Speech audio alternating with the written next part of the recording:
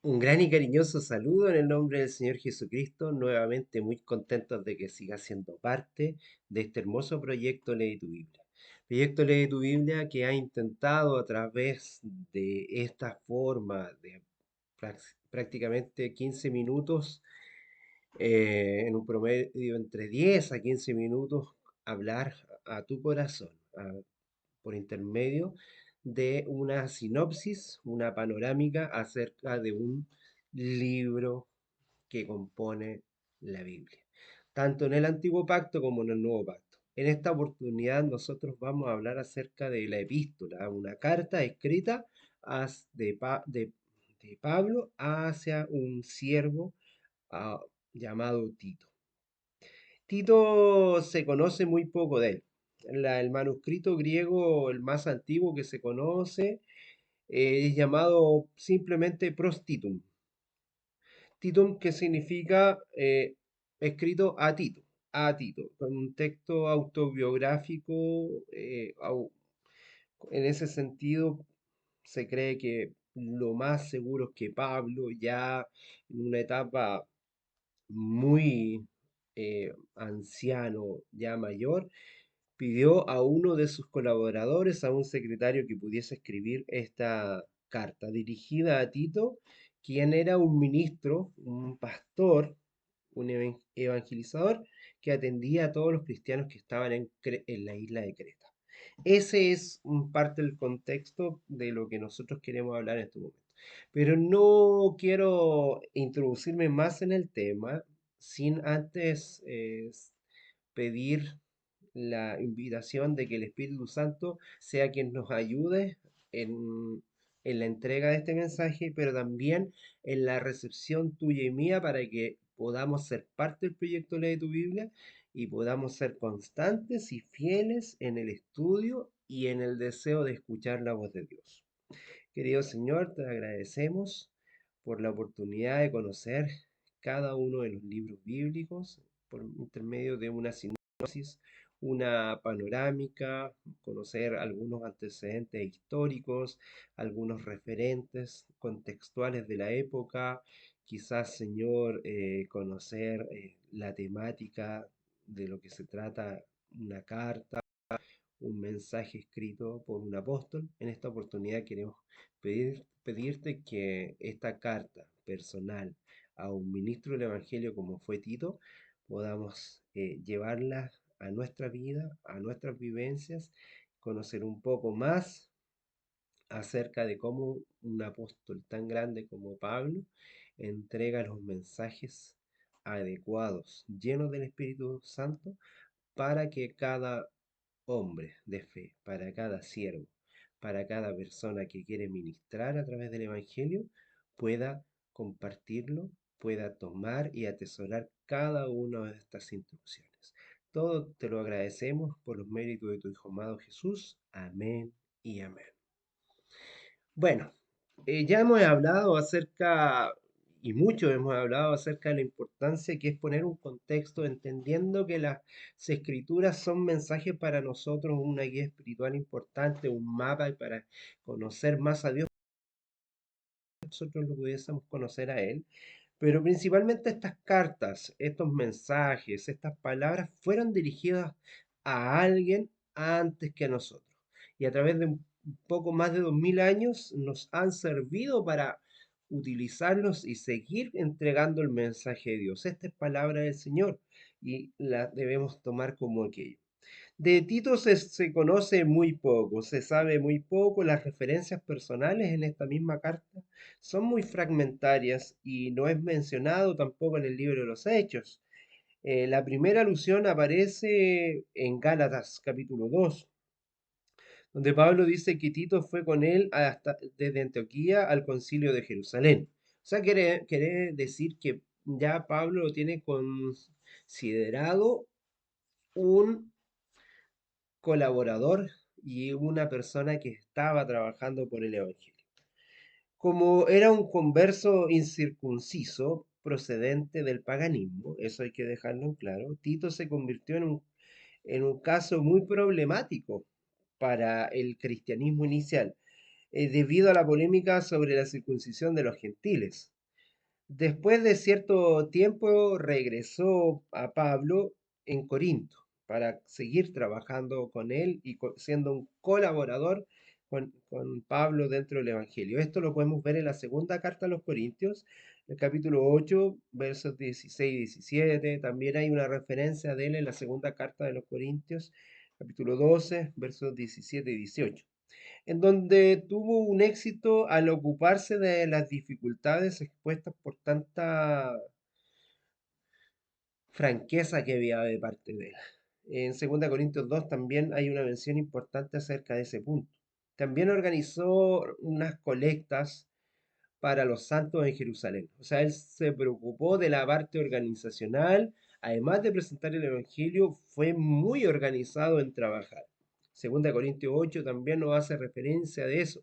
Pablo lo consideraba a Tito como un colaborador completamente leal y un soldado de la cruz digno de plena confianza.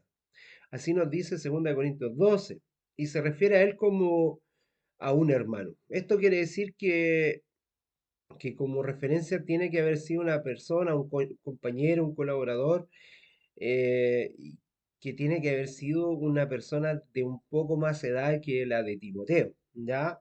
Por la forma en cómo lo trata. En esta epístola llama a Título un verdadero hijo en lo que él le concierne, como un hijo espiritual, un hijo en la fe.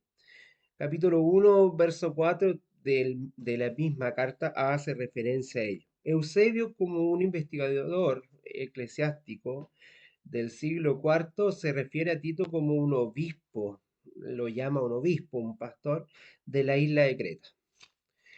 Según la epístola, en la temática que hace Pablo en esta carta es que parece que había un grupo de cristianos de varios lugares en Creta.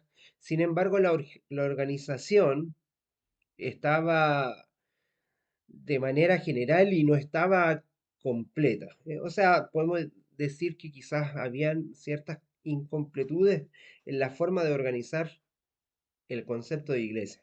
Estaban fomentando dificultades debido a estos falsos maestros que ya habíamos hablado en otras oportunidades, que se estaban dando en distintas partes donde el fundamento estaba creciendo, ya fueran eh, judaizantes, ya fueran personas con una mirada espiritual de otra característica, como los gnósticos.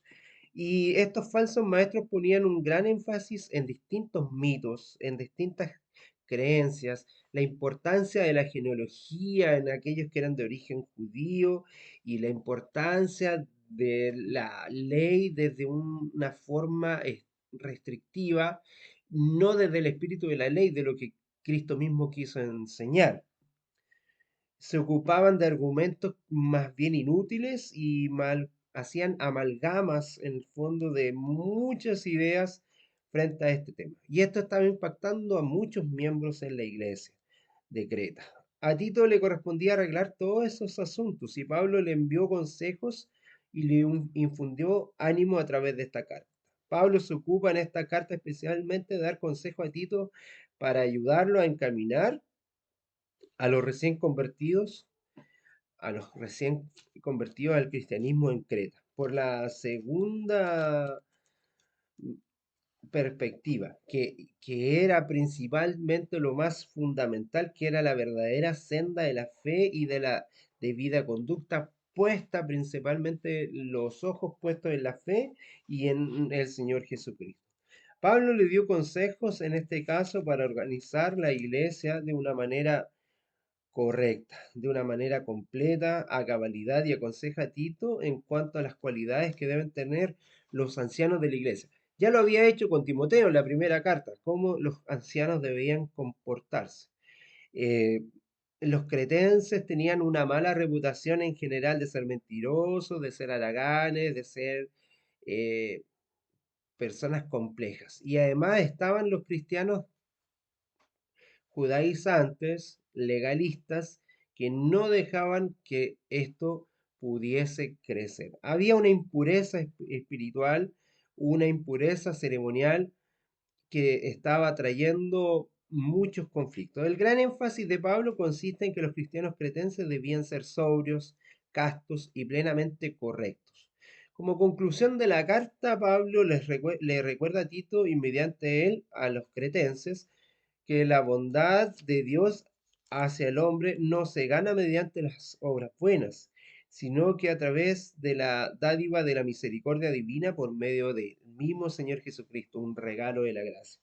Pablo conocía bien la herencia pagada de esos hermanos cretenses y la confusión mental producida por estos maestros judaizantes, que él comprendía a los suyos y a los esquemas básicos de ese comportamiento. Por eso que habla en el fondo de lo siguiente.